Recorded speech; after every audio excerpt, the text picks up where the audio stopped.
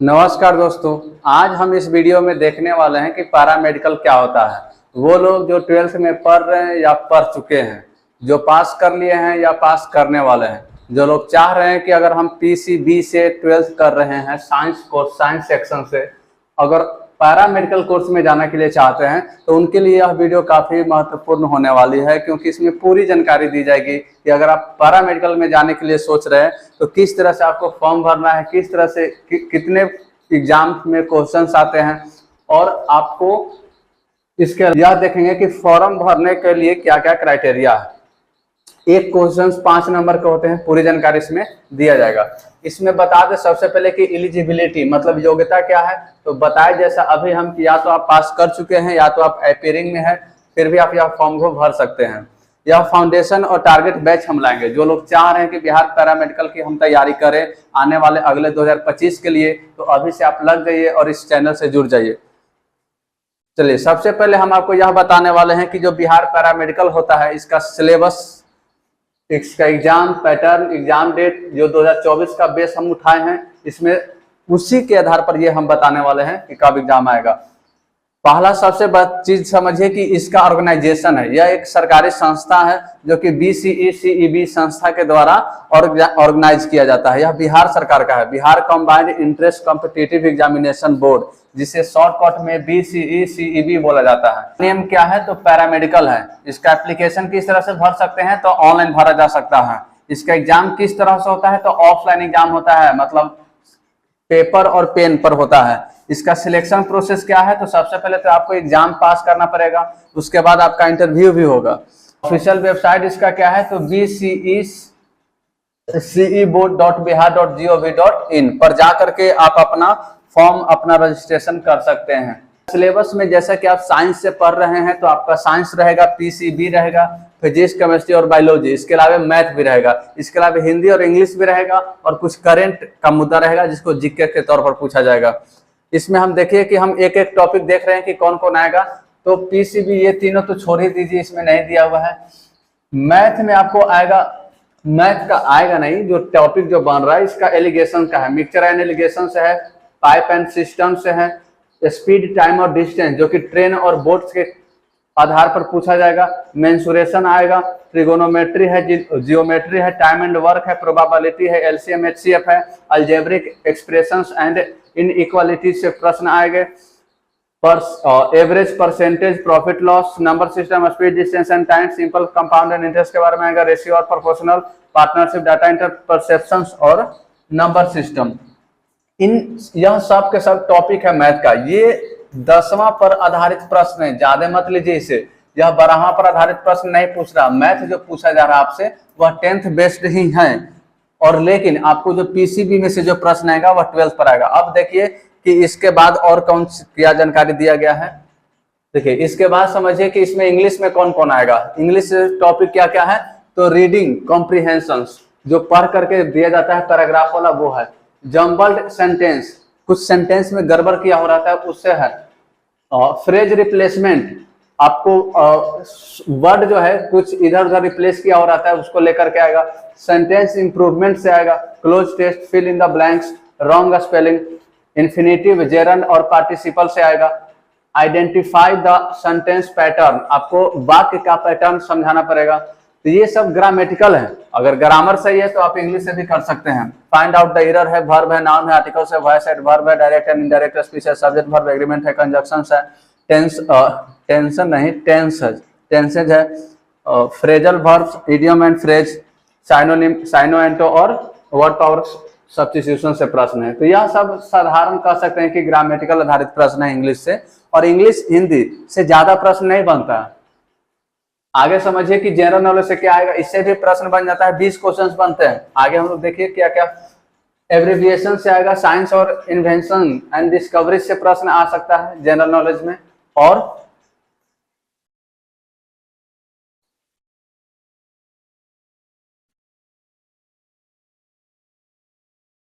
देखिए एब्रिविएशन से है, साइंस, इन्वेंशन एंड डिस्कवरी से प्रश्न बनेगा, करंट इंपॉर्टेंट इवेंट जो करंट अफेयर से होगा, दोनों करंट अफेयर, अवार्ड और ऑनर्स के से संबंधित आएगा, इंपॉर्टेंट फाइनेंशियल से संबंधित प्रश्न आएगा, इकोनॉमिक न्यूज है, बैंकिंग न्यूज है, इंडियन कॉन्स्टिट्यूशन है, बुक एंड ऑथर्स है, इंपॉर्टेंट डेज है, हिस्ट्री है, अफोर्स टर्मिनोलॉजी से है, ज्योग्राफी से है प्रश्न बनेगा, सोलर सिस्टम है, इंडियन स्टेट एंड कैपिटल्स है, कंट्रीज एंड करेंसी से प्रश्न बनेगा। ये आपको बता दें कि इसके लिए आपको सोचना नहीं है, क्योंकि जिस चैनल पे आप यहाँ देख रहे हैं, यह चैनल इसी के लिए ही जाना जाता है, statics SSS special statics session में आप ज्वाइन कर लीजिए। ये सारे कुछ नहीं है, जीके के लिए आपको सोचना नहीं है। हिंदी से प्रश्न क्या क्या है, तो हिंदी तो दिया है लेकिन लिखा है इंग्लिश में।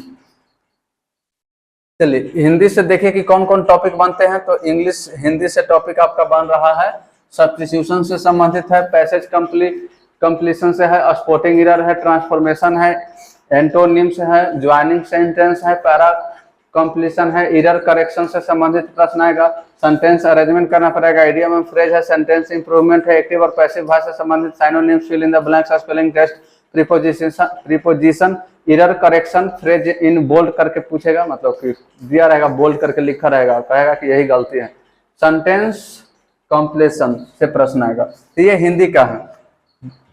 आगे देखिए कि और आगे क्या प्रश्न बन रहा है, हिंदी के बाद खत्म हो गया, इतना ही देखिए। अभी तक हम देखें कि कौन कौन आपका सब्जेक्ट क्या क्या है जहां से प्रश्न बन सकते हैं। सब्जेक्ट में हम लोग देखें कि पीसीबी से प्रश्न रहेगा, और एक हिंदी रहेगा और एक इंग्लिश रहेगा। इसके अलावे जीके और जीएस है। जीके जीएस अब यहाँ नंबर देख लेते हैं कितना से कितना क्वेश्चन। पीसीबी से आपको टोटल 25 क्वेश्चन पूछने वाला है, जो कि 125 नंबर का होगा। मैथ से, इंग्लिश से और हिंदी से मात्र 15-15 नंबर आएगा, जो कि एक क्वेश्चन 5 नंबर का तो हो गया, 15 गुने 5 75। जनरल नॉलेज से भी अच्छा प्रश्न बन रहा है, 20 प्रश्न बनेगा, जो कि 100 नंबर का होगा। टोटल आपको 90 प्रश्न पूछा जा रहा है, जो कि 450 नंबर का होगा। यही है 135 मिनट में आपको सॉल्व करना रहेगा। यह इंटर पर आधारित एग्जाम है, इंटर पर आधारित प्रश्न है। चलिए आपको रजिस्ट्रेशन करने के लिए करना कुछ नहीं है, बस यही करना है कि आपके पास एक ईमेल आईडी होनी चाहिए और मोबाइल नंबर, और क्या। अगला दिया हुआ है कि आपको एक रिसीव होगा, जैसे आप रजिस्ट्रेशन कीजिएगा आपके ईमेल पर एक रिसीविंग मैसेज आएगा, पासवर्ड क्रिएट होकर के। उसके बाद यू हैव टू विजिट और फिर से दोबारा जा करके अपने वेबसाइट पर और अपने अकाउंट को एक्टिव करना पड़ेगा, एसएमएस के द्वारा जो ओटीपी आएगा उसको डाल करके, कोड को डाल करके। उसके बाद after signing you have to fill in all your details, जो भी आपकी डिटेल्स पूछा जाएगा उसमें भरते जाइए। उसके बाद अपना एक फोटो डाल दीजिए, फोटोग्राफ प्रीफरेबली कलर, जो कि प्रीफर करता है कि कलर रंगीन फोटो डालना है, जो कि स्कैन किया हुआ होना चाहिए। आपका सिग्नेचर हिंदी और इंग्लिश दोनों में चलेगा, एंड नहीं है, और है, और या तो हिंदी या तो इंग्लिश, दोनों में आप जो करते हैं सिग्नेचर 10-10वां पर वही कर दीजिए। उसके बाद आप फिर से एक बार जा करके अपना चेक कर लीजिए कि जो भरे हैं वह सही है नहीं। उसके बाद कंफर्म करके सबमिट मार दीजिए, आपका फॉर्म भरा गया। अच्छा, ये जो फोटो डाला है यह रिसेंट फोटो डालना है। रिसेंट का मतलब कुछ होता है, समझता है सब, 1 महीना 2 महीना वाला जो है डाल दो। डालने के लिए तो 5 साल पहले का डाल देता है, बाद में वहां मिलाने में ना दिक्कत हो जाता है। बिहार पैरा मेडिकल यह 10वां लेवल पर ड्रेसर का कोर्स करवाता है। बिहार पैरा मेडिकल यह 10वां और 12वां दोनों पर होता है, जो कि 10वां वाले जो स्पेशल होते हैं उनके लिए ड्रेसर का एक कोर्स होता है, जो मात्र 1 साल के लिए होता है। और उनको बिहार में बहुत सारे ऐसे छात्र हैं जो इस कोर्स को करते हैं, करेगा नहीं। और इस कोर्स को करने के बाद सरकारी नौकरी और प्राइवेट दोनों में अच्छे वेतन मिलते हैं। काम कौन सी करवाता है ये भी जान लो। ड्रेसर कोर्स में मुख्य रूप से रोगियों की देखभाल करने में मेडिकल ड्रेसिंग तकनीकी और उपकरण का उपयोग करने के लिए सिखाया जाता है, मतलब सुई देने के लिए सिखाया जाता है, बीपी नापने के लिए सिखाया जाता है। यही 10वां में जानने के लिए तो डॉक्टर वही सब जानता है, लेकिन ये सब करने के लिए डॉक्टर आएगा, आप ही को करना पड़ेगा। जो ड्रेसर का कोर्स किया रहेगा उसके लिए ये सब रहता है। ये कुछ कॉलेज है जो ड्रेसर करवाता है, यानी कि जो 10वां पर आधारित जो कोर्स है, ये कुछ कॉलेज है जो कि ड्रेसर आपका कोर्स आप कर सकते हैं। कौन करेगा ये? नहीं करना सभी वाला। आगे देखे कि 12th वाला, कम से कम 12th वाला करो। ये जान लीजिए कि बिहार पैरामेडिकल में मुख्य रूप से एएनएम और जीएनएम कोर्स के लिए छात्र की बड़ी संख्या में आवेदन करते हैं। ये जो पैरामेडिकल कोर्स है ये अब 12वां पर आधारित देख रहे हैं। इधर जो देखे हैं यह 10वां पर है ड्रेसर का कोर्स, और ये अब हम देखने जा रहे हैं 12वां पर। वो वाला मत करना, ये वाला करना। चलिए 12वां पर देख लेते हैं कि यह 2 तरह के कोर्स होता है 12वां पर। 10वां पर ड्रेसर होता है और 12वां पर 2 तरह के कोर्स होते हैं। एक कोर्स को एएनएम कहते हैं और एक कोर्स को जीएनएम कहते हैं। एक एएनएम कोर्स के बारे में जानकारी यहाँ दी गई है कि जो 12वां पर पैरामेडिकल होता है, इसमें दो तरह के मुख्य रूप से कोर्स होता है तो बहुत ज्यादा, लेकिन मुख्य रूप से दो कोर्स होता है, एक एएनएम होता है और एक जीएनएम होता है। एएनएम क्या होता है जान लीजिए। एएनएम का पूरा नाम होता है एक्जुलरी नर्सिंग मिडवाइफरी, जिसे हिंदी में हम कहते हैं सहायक नर्स मिडवाइफरी। एएनएम जो कोर्स है यह 2 वर्षों का होता है। वो ड्रेसर जो था 10वां वाला 1 वर्ष का था, ये 2 वर्ष का होता है। और कहीं कहीं 6 महीना में भी इंटर्नशिप भी कराया जाता है, और जो कि 12वां के बाद करते हैं। एएनएम कोर्स करने का मुख्य उद्देश्य होता है कि गांव में दूर क्षेत्रों में रहने वाले लोगों को, विशेष तौर पर महिला गर्भवती को, नवजात शिशु को स्वास्थ्य सुविधा मुहैया कराया जाता है। मतलब जो गांव में देखते हैं कि जो आशा वगैरह जो रहती है लोग, आशा के साथ इनका शायद कांटेक्ट होता होगा एएनएम कोर्स वालों में, क्योंकि गांव में आशा के साथ कांटेक्ट अच्छा रहता है। आगे देखें कि सरकारी संस्थान में यह कोर्स निःशुल्क कराया जाता है, तभी तो कर रहे हैं, जबकि निजी संस्थान में लाखों, इसलिए तो कर रहे सरकारी। आगे देखें कि एएनएम कोर्स कराने के बाद सरकारी और प्राइवेट अस्पताल में आंगनवाड़ी, जैसा कि हम बोले भी कि आंगनवाड़ी जो आशा के साथ कांटेक्ट, जो ग्रामीण से, ये सब नर्स नहीं कहिए, ये सब गांव के डॉक्टर लोग जाने जाएंगे लास्ट बाद में जाके। कौन कहेगा कि नर्स, डॉक्टर ही कहेगा, सब डॉक्टर है।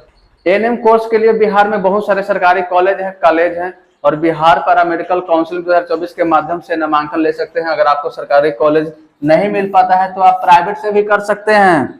जो अमीर आदमी है वो कर लेगा प्राइवेट से, जो भी गरीब के बच्चा है अपना कर लेगा। जो भी चाह रहे कि सरकारी में अपना एडमिशन कराए तो उनको तैयारी तो करना पड़ेगा, नहीं तो आप पैसा दीजिए लाखों रुपया और जाइए, प्राइवेट से भी आप कर सकते हैं। जीएनएम का पूरा नाम होता है जनरल नर्सिंग एंड मिडवाइफरी, मतलब यह एएनएम से ऊपर होता है, यह जनरल में आ गया। इस कोर्स को 12वां पास करने के बाद करते हैं, तो वो कौन सा 12वां फेल कर रहा था। एएनएम को करने की न्यूनतम आयु 17 साल है। अगर 17 साल आप नहीं है तो यह कोर्स आप नहीं कर सकते हैं।